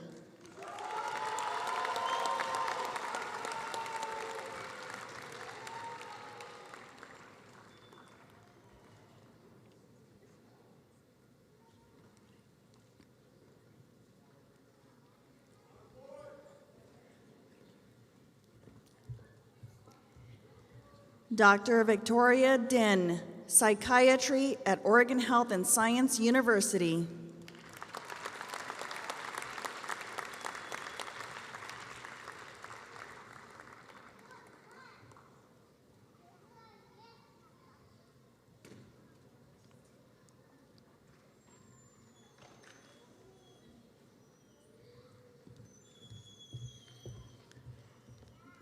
Dr. Vadim Dolgov, Internal Medicine Preliminary at Billings Clinic.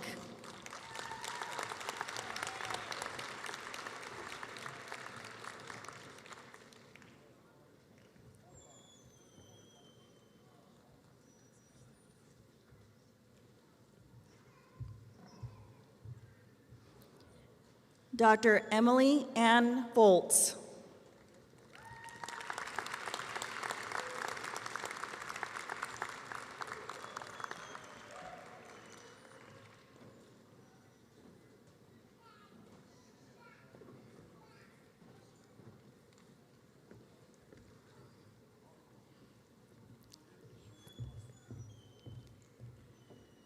Dr. Paige Gabrielle Galvez, Internal Medicine at Providence Health.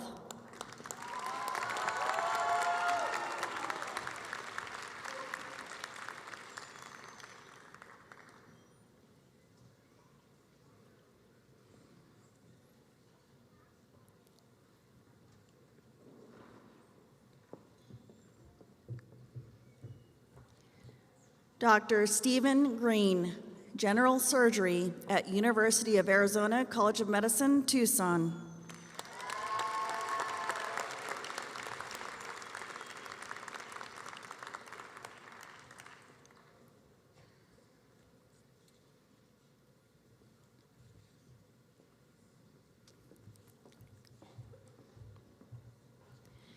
Dr. Koi Ha, Internal Medicine at Oregon Health and Science University.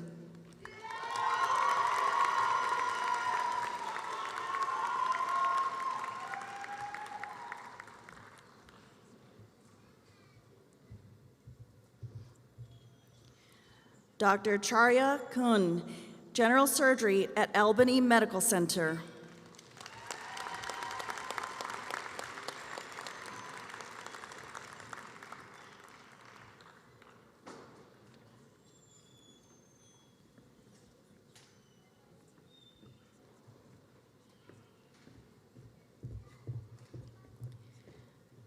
Dr. Leah Marika Koyman, Family Medicine at Adventist Health, Ukiah Valley.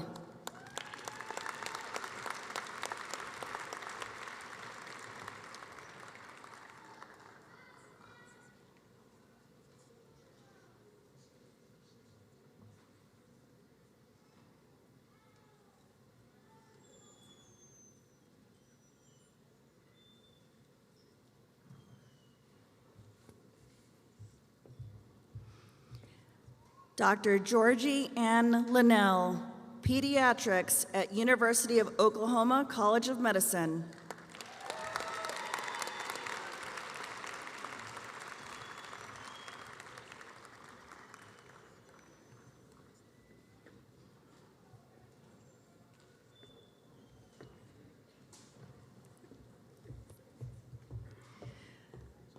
Dr. Swan Ni Nguyen, Internal Medicine at Virginia Mason Franciscan Health.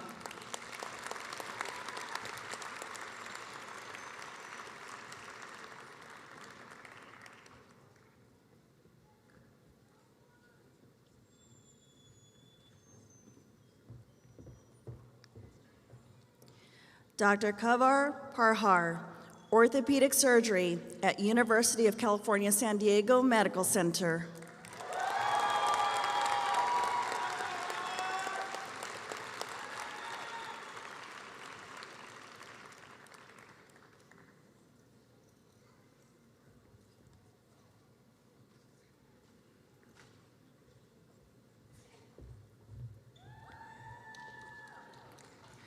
Dr. Quinn Fung, internal medicine at University of California, Davis Medical Center.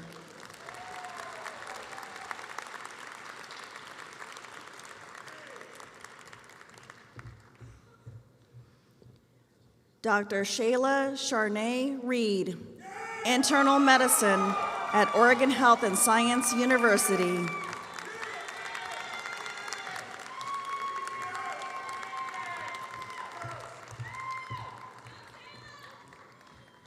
Dr. Ryan Mark Tapio, diagnostic radiology at University of Texas at Austin Dell Medical School.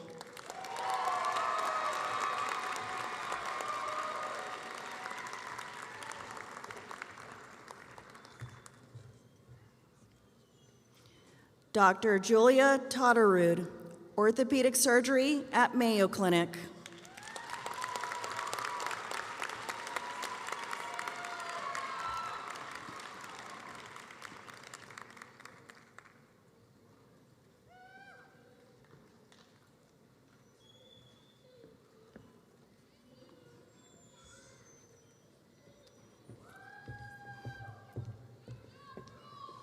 Dr. Michelle Yan, internal medicine at University of California, San Francisco.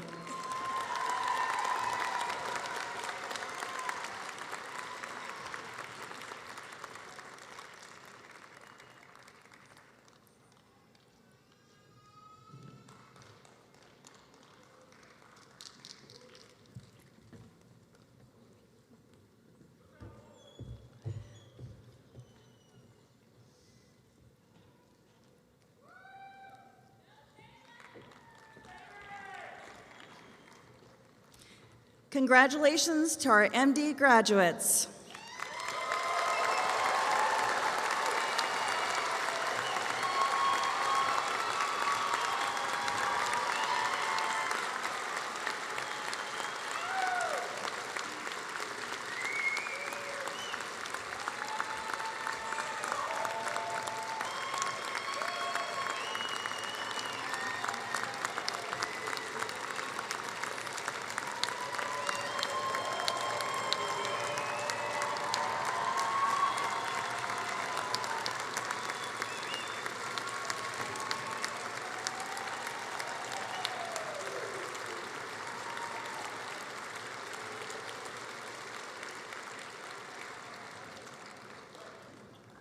And now, I welcome Psychiatry Vice Chair Michael Lavin to administer our Physician's Pledge.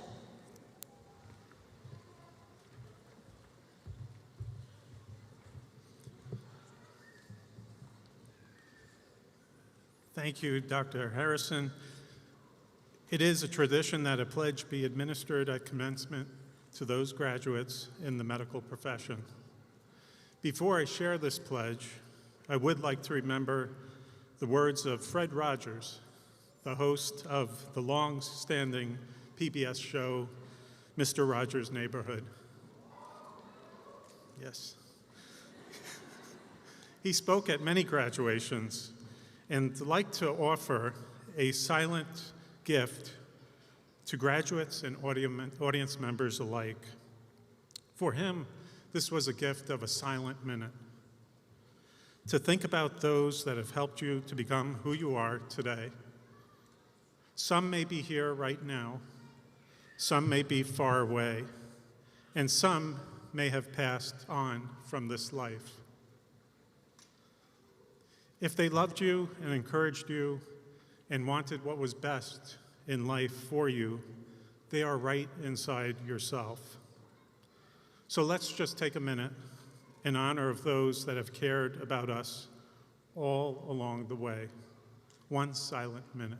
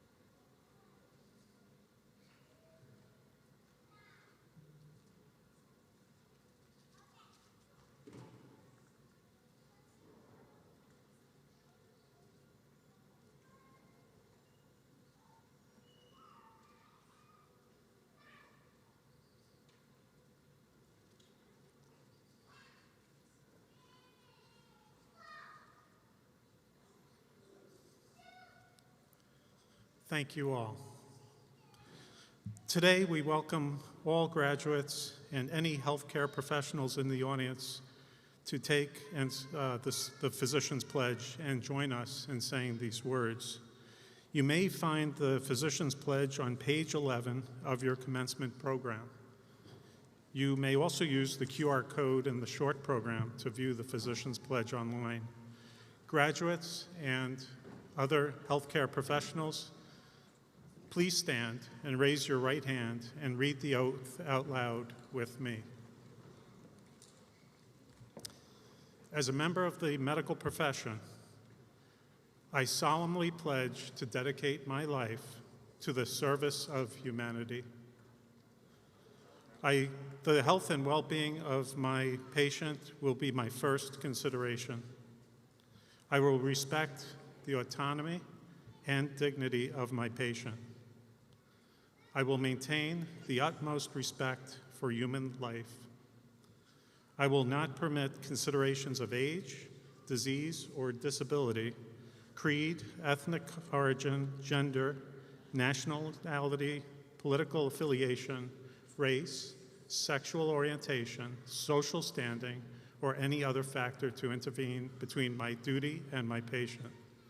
I will respect the secrets that are confided in me, even after the patient has died. I will practice my profession with conscience and dignity and in accordance with good medical practice. I will foster the honor and noble traditions of the medical profession. I will give to my teachers, colleagues, and students the respect and gratitude that is their due. I will share my medical knowledge for the benefit of the patient and the advancement of health care. I will attend to my own health, well-being, and abilities in order to provide care of the highest standard. I will not use my medical knowledge to violate human rights and civil liberties, even under threat.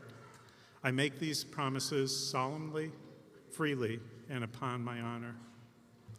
Thank you, and welcome to the world of healthcare.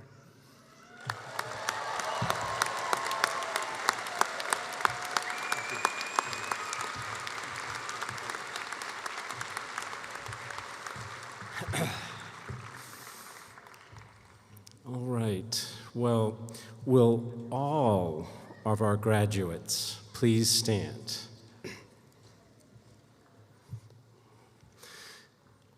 Congratulations to all of you on this incredible achievement. And thank you all for coming today and celebrating these incredible graduates with us. After we conclude the ceremony, please remain standing if you are able for the platform party, followed by the students to depart. Now this is the moment really we've all been waiting for, because it is my honor and pleasure to confer the degrees for which you have crossed the stage today. Upon the recommendation of the faculty and authority of the Board of Regents and the statutes of the state of Washington, I hereby confer upon each of you who fulfills its requirements the degree for which you have been recommended with all its privileges and obligations. My congratulations to all of you.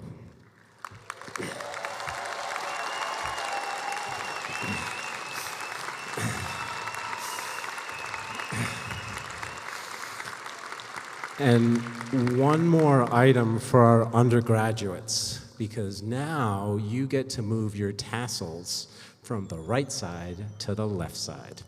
Please do so. And congratulations, graduates, well done. Best wishes to you all, and go Cougs!